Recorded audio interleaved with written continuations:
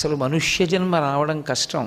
కానీ కొన్ని కోట్ల కోట్ల మందిలో ఎవరో ఒక్కడుంటాడు గత జన్మలలో చేసుకున్నటువంటి విశేషమైనటువంటి పుణ్యము యొక్క ఫలితముగా ఈ జన్మలో ఒక గురువుని గ్రంథాన్ని ఆశ్రయించవలసినటువంటి అవసరం లేకుండా బాల్యంలోనే భక్తి కుదిరి భగవంతుడి వైపు నడవగలిగినటువంటి సమర్థత పొందడం అందరికీ అన్ని వేళలా సాధ్యమయ్యేటటువంటి విషయం కాదు.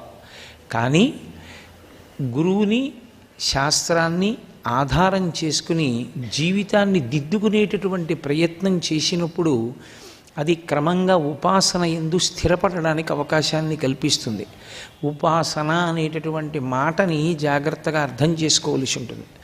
ఉప అంటే సమీపము, ఆసన అంటే కూర్చొనుట, ఆసనము అంటే కూర్చోవడానికి ఉపయోగపడుతుంది.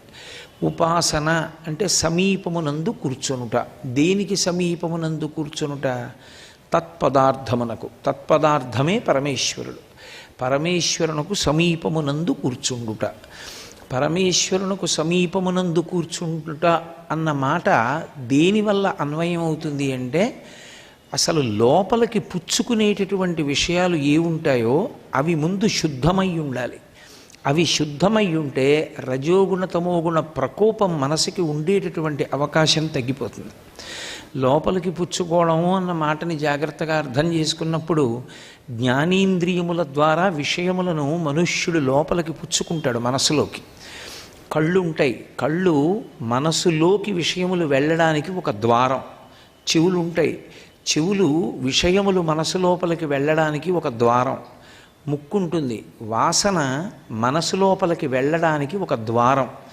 ఈ ద్వారముల గుండా లోపలికి వెళ్ళేటటువంటి విషయములను ఆచితూచి జాగ్రత్తగా మనసుకి ప్రకోపం కల్పించేవి, రజోగుణ తమోగుణ ప్రభావమును ఇవ్వగలిగినటువంటి వాటిని కాకుండా సత్వగుణ ప్రధానమైన వాటిని మాత్రమే తీసుకోగలిగినటువంటి నియంత్రణ బుద్ధి యందు ఉన్నప్పుడు మనిషి యొక్క మనసు సత్వమునందు నిలబడి ఎప్పుడూ భగవంతుడికి సమీపంలో కూర్చోగలుగుతాడు. నేను కంటితో చూడకూడనిది చూసి ఉద్రేకపడకుండా ఉండాలి అంటే అది జ్ఞాని అయిన తరువాత మాత్రమే సాధ్యం. ఇంద్రియములను గెలుచుట వేరు, ఇంద్రియములను తొక్కిపెట్టుట వేరు.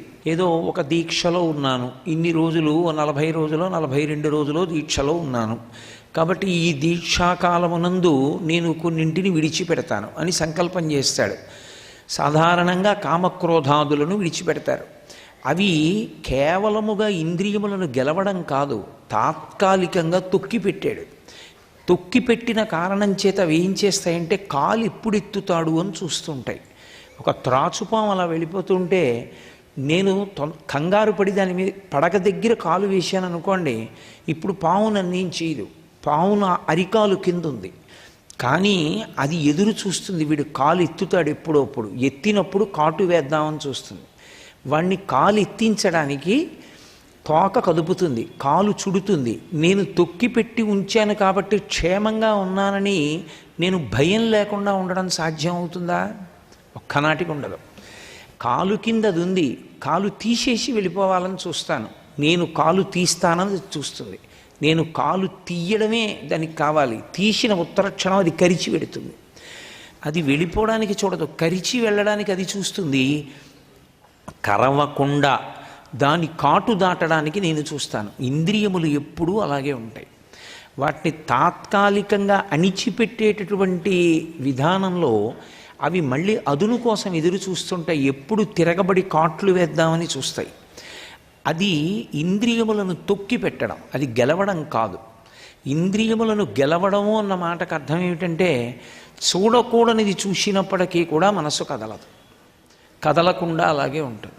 అది దేని చేత సంభవం అవుతుంది అంటే గురువుని శాస్త్రాన్ని గట్టిగా పట్టుకుని విషయాన్ని మనసులోకి తీసుకెళ్ళి బాగా శాస్త్రాన్ని పరిశీలించిన కారణం చేత వస్తుంది. ఏదో ఒక చూడకూడనటువంటి విషయాన్ని చూశాడు. పూర్వం ఒక లడ్డూ వంక చూస్తే ప్రేరణ పొందేవాడు. ఇప్పుడు లడ్డూ వంక చూశాడనుకోండి, లడ్డు నా దగ్గర పెట్టకండి అండవు.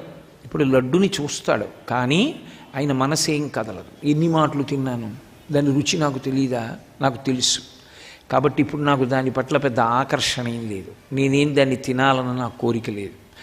ఇప్పుడు గెలిచాడు ఇంద్రియాలని.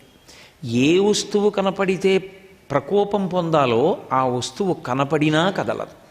వస్తువు కనపడినా కదలకుండా ఉండాలి అంటే వ్రతము అంగమవుతుందంతే.